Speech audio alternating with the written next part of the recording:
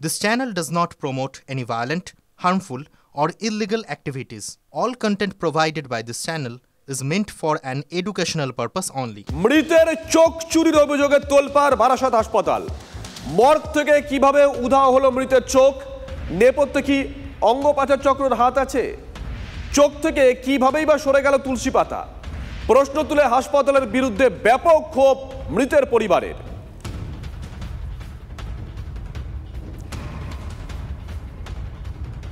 সত্যি কি Barasat medical college থেকে এইভাবে মৃতদেহর অঙ্গ প্রত্যঙ্গ চুরি করে বিক্রি করে দেওয়া হয়? এই প্রশ্ন ইতিমধ্যে উঠতে শুরু করেছে। সবথেকে বড় বিষয় এই যে মর্গে সিসিটিভি রয়েছে, তাহলে সবটাই সিসিটিভিতে ধরা পড়বার কথা। যদি কেউ এই মৃতদেহর চোখ চুরি করতে আসে তাহলে সেই সিসিটিভিতে আছে, অর্থাৎ এই সিসিটিভি ফুটেজ পুলিশের একটা বড় হাতিয়ার হয়ে থাকতে পারে। কিন্তু মর্গ কর্তৃপক্ষ যারা এখানে 24 ঘন্টা থাকেন এবং কাজ করেন তারা বলছেন ভেতরে প্রচণ্ড ইঁদুরের উৎপাত রয়েছে। প্রতিদিন ইঁদুর বিভিন্ন ক্ষেত্রে মৃতদেহর শরীরে বিভিন্ন জায়গায় ক্ষতবিক্ষত করে দেয়। অর্থাৎ এই মর্গের ভেতরে ইঁদুরের উৎপাত প্রচুর, যা একাধিকবার প্রশাসনকে অর্থাৎ হাসপাতাল কর্তৃপক্ষকে বলার পরও হাসপাতাল কর্তৃপক্ষ সে বিষয়ে উদাসীন থেকেছে। এক্ষেত্রে চোখ তুলে নেওয়া হয়েছে নাকি এই ইঁদুরেই ক্ষতবিক্ষত করেছে, এই প্রশ্ন থেকে যাচ্ছে। গোটা বিষয়টি নিয়ে তদন্ত হবে মেডিকেল কলেজের তরফে। সেই ময়নাতদন্তে স্পষ্ট হবে চোখ কিভাবে তুলে নেওয়া হলো বা চোখ কিভাবে ক্ষতিগ্রস্ত হলো। সব মিলিয়ে গোটা ঘটনা মুখ্যমন্ত্রীর নির্দেশে তদন্ত হবে এবং তারপর যদি কেউ দোষী হয় বা যদি কেউ এই ঘটনায় জড়িত থাকে চোখ তুলে নেওয়ার ক্ষেত্রে, তাহলে তাদেরকে গ্রেপ্তার করা হবে, এমনটাই কিন্তু প্রশাসন সূত্রে জানানো হচ্ছে। TV9 বাংলার জন্য সুকান্ত মণ্ডলের সঙ্গে দীপঙ্কর দাসের রিপোর্ট, উত্তর 24 পরগনা। বিতর্ক দানা বাঁধতে হাসপাতালের একজন কর্মী এক আজব দাবি করেছেন। তিনি দাবি করেছেন যে হাসপাতালে ওই মৃতদেহের চোখ ইঁদুরে খুবলে খেয়েছে, এবং তিনি বলছেন যে এর আগেও ইঙ্গিত করেছেন এর আগেও নাকি এই ধরনের ঘটনা ঘটেছে।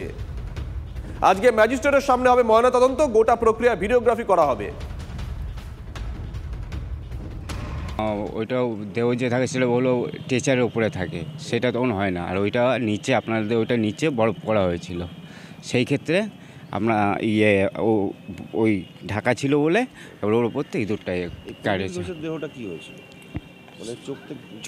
চোখটা ইঁদুরেই কেটেছিল। হ্যাঁ, তা যে একজন প্রথমে এসেছিল, তা যে প্রথম বাড়িতে এসে দেখাশুনো করেছিল, পয়সা দিয়েছিল, তা সে বলেছিল যে তাকে বলানো হয়েছিল যে ভাই দেখে যায় এখানে ইঁদুরে এটাই হয়েছে। তা সে বলেছিল ঠিক আছে আমি দেখে নেবো। ঠিক আছে, বাড়ির লোক কে নাকি ও জানি না, ও এসছে, ও সব কিছু জানি, ওকেই বলা হয়েছে। ওর পার্টিকেও বলিনি কি না বলেছে সেটাই জানি না। এবার বডি বের করার পরে এইটা হয়েছে। আর এই হচ্ছে অভিযোগ। এই অভিযোগ নিয়ে কি বলছেন চিকিৎসক সংগঠনের নেতা এবং আন্দোলনকারী জুনিয়র ডাক্তাররা, শুনুন। এই জিনিসটা নতুন কি, পশ্চিমবঙ্গের স্বাস্থ্য ব্যবস্থা সার্বিকভাবে ভেঙে পড়েছে এবং এমন অবস্থা যে রোগী স্বাস্থ্য পরিষেবা ভাঙাতে ছেড়ে দিন, এখন মৃতদেহ সব দেহের ওপরও কিন্তু এই বেহাল স্বাস্থ্য অবস্থার পরিচিতি মিলছে। একটা ভাবুন, একটা রোগী মারা গেল, তার মৃতদেহ থেকে চোখ চলে গেল, আর কত আমরা সহ্য করবো সেটাই আপনারা ভাবুন। এই ঘটনার সত্যতা বিচার করার জন্য সত্যতা বিচার করে দেখা উচিত, আদৌ সেটা ইঁদুরের জন্য না সত্যিকারেরই কোনো ওখানে অসৎ উদ্দেশ্যের জায়গা থেকে এই ধরনের কাজ হয়েছে।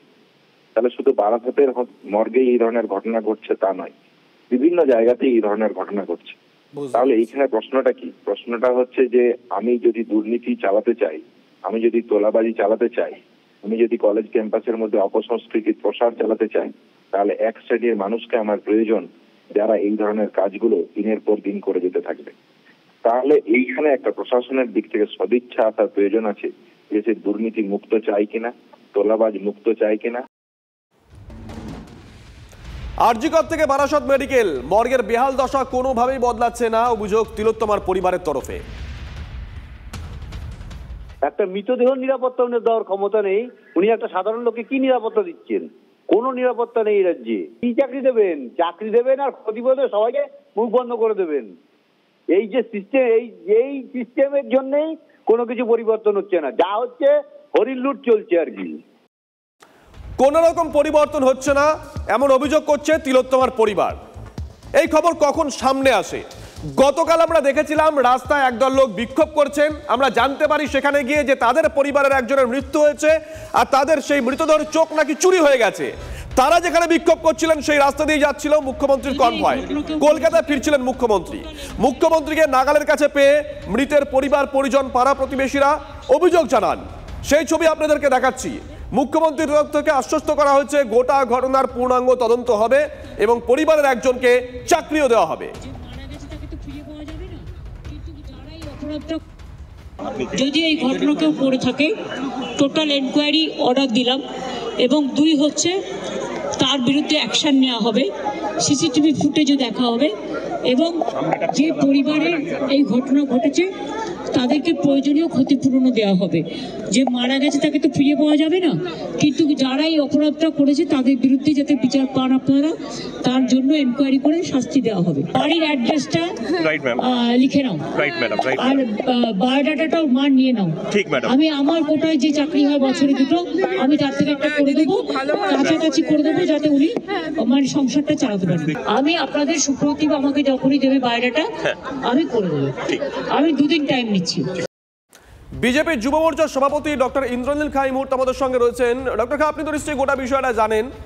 মুখ্যমন্ত্রীর কাছে গতকাল পরিবারের তরফ থেকে অভিযোগ করা হয়েছে, মুখ্যমন্ত্রী আশ্বস্ত করেছেন সঠিক তদন্ত করা হবে এবং পরিবারের একজনকে চাকরি দেওয়া হবে। আর এদিকে হাসপাতালে মর্গের একজন কর্মী সে বলছে দিনের পর দিন নাকি এই অব্যবস্থা চলতে থাকে, ওখানে মৃতদেহ রাখার সঠিক যে নিয়ম সেটা কার্যকর করা হয় না। এর আগেও নাকি এরকম ঘটনা ঘটেছে। দেখুন, এরকম অভিযোগ, গুরুতর অভিযোগ, ভয়ঙ্কর অভিযোগ বারবার করে বিভিন্ন হাসপাতাল থেকে উঠে এসছে পশ্চিমবঙ্গে। এর আগে আরজিকর মেডিকেল কলেজেও আমরা দেখেছি, যেখানে এরকম অভিযোগ ডেপুটি সুপার করেছিলেন, উল্টে তাকেই দেখলাম শোকজ করে তাকেই সাসপেন্ড করে দিচ্ছে এই রাজ্যের সরকার। এবং বারাসাতেই ঘটনা যখন ঘটলো তখন এখনো পর্যন্ত কিন্তু রাজ্য সরকারের থেকে কোনো সদুত্তর মিলল না যে এই ঘটনা আদৌ ঘটেছে কিনা এবং এই ঘটনা যে ঘটছে তার প্রতিকারটা কি। এবং পুরো রাজ্য জুড়ে কখনো দেখছি হাসপাতালে গিয়ে বিড়াল কুকুর এসে মানুষ পেশেন্টকে কামড়ে দিচ্ছে, তো কোথাও গিয়ে কখনো ভুয়ো ইঞ্জেকশন দেখছি, কখনো ভুয়ো স্যালাইন কাণ্ড ঘটছে। তো একের পর এক অব্যবস্থার নজির, একের পর এক দুর্নীতির নজির। এবং এটা যে এত কতটা ভয়ঙ্কর হতে পারে যে একটা হাসপাতালের মর্গ থেকে একজন মৃতদেহ, মানে যে মানুষকে আমরা আমাদের সাথে নেই, তাকে তার পরিবার পরিজন যেখানে অলরেডি তারা শোকস্তব্ধ অবস্থা, সেই পরিবারেরকে আরো কতটা কষ্ট দেওয়া হচ্ছে যখন তার চোখ পর্যন্ত খুবলে নেওয়ার মতন গুরুতর অভিযোগ উঠছে। তো এইগুলো যদি ইমিডিয়েটলি অ্যাড্রেস না হয়, গত 1 বছর আগে, 1 বছর পেরিয়ে গেছে অভয়াকাণ্ড, তারপরেও যদি এরকম ঘটনা একটা কলকাতায় এত সন্নিকটে একটি মেডিকেল কলেজ, বারাসাত মেডিকেল কলেজে ঘটে, তাহলে বুঝতেই পারছেন কলকাতা থেকে আরো দূর সেই মেডিকেল কলেজগুলোর কি মানে ভয়াবহ পরিস্থিতি। ধন্যবাদ। এই মুহূর্তে সিপিআইএম নেতা সুজন চক্রবর্তী আমাদের সঙ্গে রয়েছেন। সুজনদা, শুভজিৎ রয়েছে। সুজনদা, খবরটা নিশ্চয়ই আপনার অজানা নয়, এখনো পর্যন্ত তদন্তের নির্দেশ দিয়েছেন মুখ্যমন্ত্রী। এদিকে আমাদের সহকর্মী দীপঙ্কর যখন গেছিল বারাসাত মেডিকেল কলেজের মর্গের একজন কর্মী বলছে যে এখানে মৃতদেহ রাখার যথাযথ ব্যবস্থা দীর্ঘদিন ধরেই নেই, পরিকাঠামো দীর্ঘদিন ধরেই নেই, এইরকম ভাবেই রাখা হয়। এবং তিনি যে ইঙ্গিত দিলেন যে এই ইঁদুরে কাটার ঘটনা এর আগেও নাকি ঘটেছে।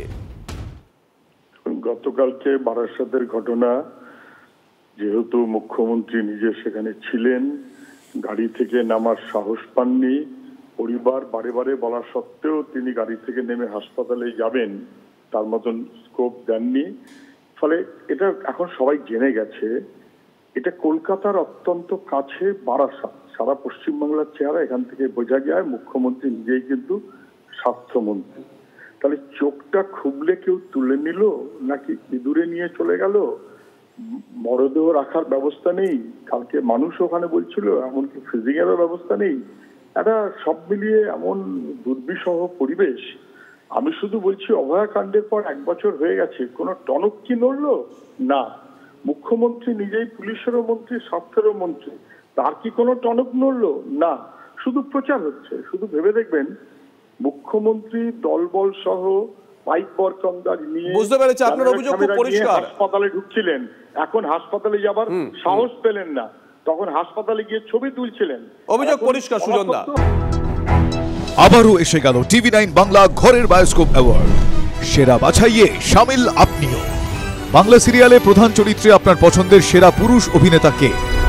হানি বাফনা, শুভ বিবাহ, জিতু কমল, চিরদিনই তুমি যে আমার, গৌরব চট্টোপাধ্যায় তেঁতুল পাতা, ফাহিম মির্জা চ্যাটার্জি বাড়ির মেয়েরা। tv9bangla.com/ঘরের বায়োস্কোপ সাইটে গিয়ে ভোট দিন প্রধান চরিত্রে আপনার পছন্দের সেরা পুরুষ অভিনেতাকে।